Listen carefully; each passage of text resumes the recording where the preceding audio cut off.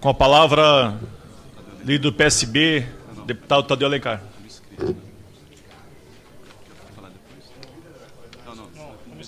Como inscrito. 15 minutos, senhor tem.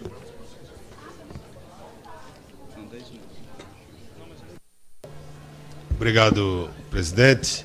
Quero saudar aqui, de maneira muito especial, a forma como a comissão vem conduzindo esses trabalhos, inclusive permitindo que aqueles que estavam inscritos e, quando chamados, não estavam aqui, possam fazê-lo. Nós estávamos numa reunião com todos os partidos de oposição e com todas as centrais sindicais, e é por isso que, no momento em que fomos convidados aqui a falar, não estávamos presentes. Então, quero agradecer a compreensão e a condução dos trabalhos dessa mesa. Mais uma vez, reconhecer também aqui o trabalho do deputado Samuel Moreira, deputado parlamentar experiente, com espírito público, e que fez um relatório procurando, naturalmente, dentro de ouvir um conjunto de partidos e de parlamentares, que se pudesse promover avanços na proposta 06 de 2019.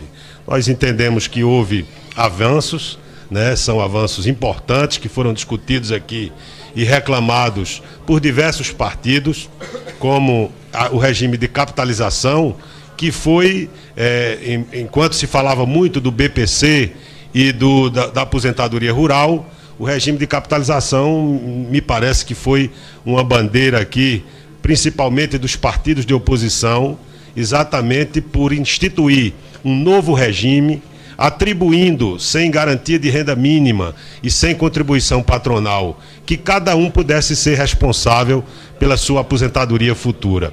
Ora, na hora em que se atribui a cada um essa responsabilidade, nós estamos reconhecendo que vamos lançar milhões de pessoas ao mais absoluto abandono, porque quem já não ganha o suficiente para a sua manutenção e da sua família, naturalmente não teria como poupar recursos que pudessem ser colocados numa poupança previdenciária, que é o que o regime de capitalização significa. De maneira que nós não podemos deixar de louvar esse acolhimento dessas preocupações dos partidos de oposição pelo relator. Dizer que houve também modificações importantes do ponto de vista do benefício de prestação continuada.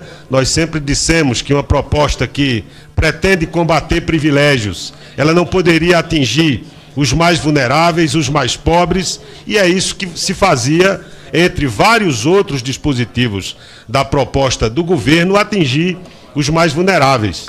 Você hoje atribuir um salário mínimo a quem atinge a idade de 65 anos e modificá-la para que isso passe a ocorrer apenas aos 70 anos, evidentemente que era um cálculo perverso aí, que iria sacrificar enormemente os trabalhadores e as pessoas de baixa renda. De modo que também, em relação a isso, senhor relator, queremos elogiar o trabalho de Vossa Excelência. Com relação à aposentadoria rural, foi referido aqui pelo deputado Bira do Pindaré, vice-líder do meu partido, e falando no tempo de comunicação de liderança, que os problemas em relação à aposentadoria rural não foram todos solucionados, porque numa regra de transição se coloca exatamente a preservação em relação às mulheres do tempo de contribuição mínimo de 15 anos, mas se mantém o tempo dos homens.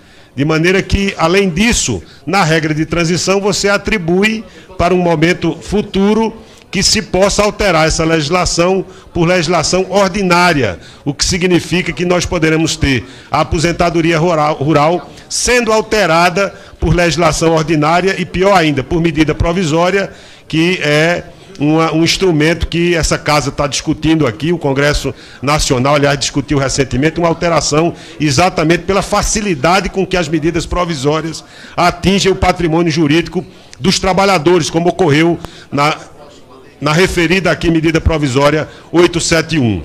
Nós queremos também deixar bastante claro que na questão da desconstitucionalização, que foi uma preocupação que sempre foi colocada aqui, nós tivemos uma sensibilidade do relator, mas entendemos aqui, data máxima vênia, meu caro Samuel Moreira, que efetivamente ela atingiu parcialmente esse objetivo de proteger as regras de previdência das alterações por legislação ordinária. Por que é que isso é importante? Na Constituição de 88, nós tivemos um sistema de previdência social solidário com orçamento único da Seguridade Social, envolvendo os três segmentos da Seguridade: a saúde, a previdência e a assistência social. Esse orçamento único é marcado pelo signo da solidariedade, pelo regime que é redistributivo. Nós não temos nenhuma dúvida de que nesses últimos 30 anos foi o sistema de seguridade social que permitiu a diminuição da desigualdade e da fome no Brasil. Então não temos nenhuma dúvida da vinculação direta entre a melhoria das condições socioeconômicas do povo brasileiro, que evidentemente está muito distante ainda do ideal, mas eu sou de uma região, a região Nordeste, a região mais pobre do país, que nos últimos 30 anos melhorou consideravelmente a sua condição de vida, porque houve efetivamente redistribuição de riqueza que melhorou a vida dos mais pobres. Sem dúvida nenhuma, nós sabemos que em mais de 70% dos municípios, a receita da Previdência é maior do que a do Fundo de Participação dos municípios, que muitas vezes é a única receita daquela pequena localidade. Então nós tivemos esse orçamento, essas regras fixadas na Constituição Federal, e que, no mesmo momento em que se faz adequadamente tanto a proposta quanto o relatório, que afasta aquela vinculação ou a restrição de 30% hoje, e durante muitos anos foi de 20% da DRU, da desvinculação de receitas da União, ela tinha muita importância, essa quebra da DRU, se houvesse um orçamento único da Seguridade Social.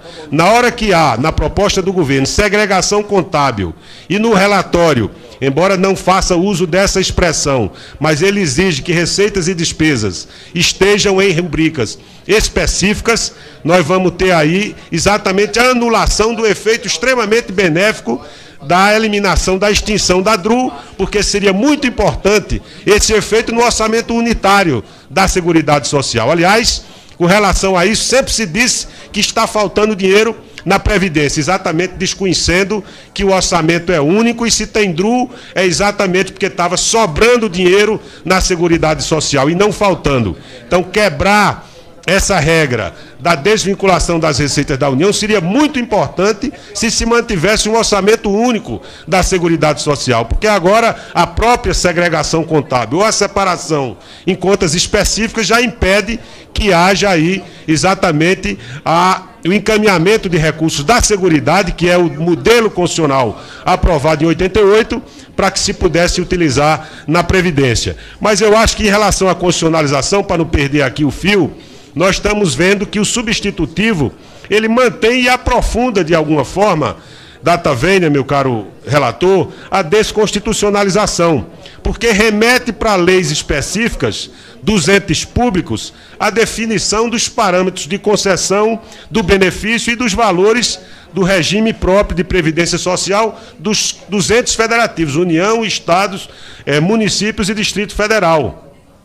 E também prevê que futura lei complementar deverá estabelecer normas gerais de organização e funcionamento dos regimes próprios, antecipando no texto da Constituição os temas que essa legislação deverá tratar. E, por fim, delega a leis ordinárias a fixação de diversos parâmetros. Ora, isso aumenta naturalmente a incerteza, nós vamos ter uma regra de transição que preserva essas regras da Constituição, mas atribuindo à legislação futura, complementar e ordinária, a definição de parâmetros da maior importância para preservar e resguardar o interesse dos segurados, em especial também dos servidores públicos. É por isso que nós queremos chamar a atenção que, embora o relatório tenha avançado na questão de manter a constitucionalização, ela termina sendo uma vitória transitória, porque possibilita que futuramente se possa, por lei ordinária, atingir esse patrimônio jurídico dos trabalhadores brasileiros e dos servidores públicos. De modo que, em relação a esse ponto, nós queremos também demonstrar que houve um avanço parcial. Tem uma questão fundamental aqui que nos parece importante, que é exatamente as consequências e os efeitos da proposta. nós sempre dissemos, nós vamos repetir aqui a exaustão, que a principal crítica que o PSB fez à proposta de reforma da Previdência foi exatamente a atingir aqueles mais vulneráveis, os mais pobres. Ora, o regime geral de previdência social, que tem por limite o valor de R$ 5.800 e por média de pagamento de aposentadorias e pensões R$ 1.256, evidentemente não é nesse universo que tem privilégios. Isso é incômodo, às vezes, da gente ficar repetindo e das pessoas de ouvirem, mas é um paradoxo e uma contradição insuperável. Quais são os privilégios? Se esses privilégios existem, vamos combatê-los. Nós estamos dispostos, o PSB tem dito aqui de forma determinada, que onde houver privilégios, nós vamos combatê-los. Não é no regime geral. No regime geral, nós mantemos o tempo de contribuição, as regras de cálculo do benefício, de modo que nós vamos ter o sujeito trabalhando muito mais, não temos nenhum problema com se trabalhar mais, e também diminuindo o benefício. Você tem uma pessoa com 30 anos, com 20 anos de contribuição, né, para quem vive no mercado da informalidade, marcado pelo desemprego, no mundo privado, não é o regime da estabilidade, onde se tem por 12 meses o salário garantido, não. O sujeito trabalha um tempo, tem a entre-safra do emprego e, portanto, o relatório mantém as regras de cálculo e de benefícios que agravam enormemente a situação dos mais pobres do regime geral. De modo, fique certo, senhor presidente e senhor relator, que nós vamos usar os nossos destaques exatamente para trazer uma discussão em separado daquilo que nos parece mais pernicioso do ponto de vista da proposta e do próprio relatório, porque continua a atingir os mais pobres. É claro, e a gente sempre disse isso, que para se atingir a potência fiscal, meu caro líder Alessandro Molon, esperada pelo ministro Paulo Guedes, evidentemente que não se poderia lançar mão apenas do regime próprio, porque não tem escala para atingir essa potência fiscal. E nunca o ministro Paulo Guedes reclamou que estavam metendo a mão no bolso das pessoas, enquanto milhões de brasileiros estavam sendo ou tendo seus bolsos invadidos pela agressividade dessa proposta. Enquanto os bancos não foram atingidos, e quero louvar aqui a coragem, o espírito público de Vossa Excelência de aumentar a tributação da contribuição social sobre o lucro dos bancos no Brasil. Era uma tributação que vigorava até 31 de dezembro, que Vossa Excelência fez, embora de modo corajoso, repito, foi apenas voltar ao patamar de tributação dos bancos que havia. E aí a grita é generalizada. Parece que para o ministro da Economia não existe o bolso dos pobres, só existe o bolso dos ricos. Então nós queremos aqui marcar de maneira muito enfática, sublinhar que foi um ato importante do relatório de Vossa Excelência, que naturalmente nós vamos apoiar. Nós temos aqui dito que uma reforma da Previdência, ela precisa acontecer, nós nunca negamos a necessidade de ajustes. O que nós dissemos em todos os momentos em que nos manifestamos, essa liderança e os integrantes da nossa bancada, é que nós precisamos distribuir adequadamente os ônus de qualquer reforma, segundo a capacidade contributiva de cada segmento social. Não dá para utilizar o discurso falso, não tem outro nome para chamar esse combate a privilégios, porque eu quero aqui também fazer a defesa dos servidores públicos. Parece que os servidores públicos nesse país são os grandes vilões. E nós sabemos, se há desvio no serviço público, tem a forma de combatê-los. Se há privilégios, o PSB apoia os privilégios, mas não vamos aceitar apoiar a retirada dos privilégios, naturalmente. Mas não podemos admitir nem aceitar que os servidores públicos sejam colocados como os grandes vilões desse país. Não é razoável, nós que falamos tanto em segurança jurídica, meu caro Samuel Moreira, é um valor republicano e democrático que nós cultuamos. A segurança jurídica é um valor sagrado que deve existir em relação aos mercados, porque nenhum investidor não vai colocar o seu dinheiro em risco quando há instabilidade de regras, quando não há estabilidade na institucionalidade brasileira, mas não podemos admitir que essa segurança que nós defendemos em relação ao mercado não possa ser a segurança que existe entre o cidadão e o Estado brasileiro. Nós vimos pessoas que optaram pela carreira pública porque têm vocação para a carreira pública. E estamos dispostos a apoiar a retirada de qualquer privilégio. Mas queremos aqui repelir de forma veemente esse ataque feito aos servidores públicos. E as regras de transição feitas a eles, quando nós temos regras de transição dos militares em 17%, regras de transição para os parlamentares, que fica aqui se querendo colocar uma sombra sobre o regime que é o que está em vigor, não tem nada de anti-republicano nisso, nem de privilégio, mas nós não podemos trabalhar com 17% de regra de transição para os militares, 30% para os parlamentares, e nos servidores públicos é uma regra de 100% mais uma idade mínima.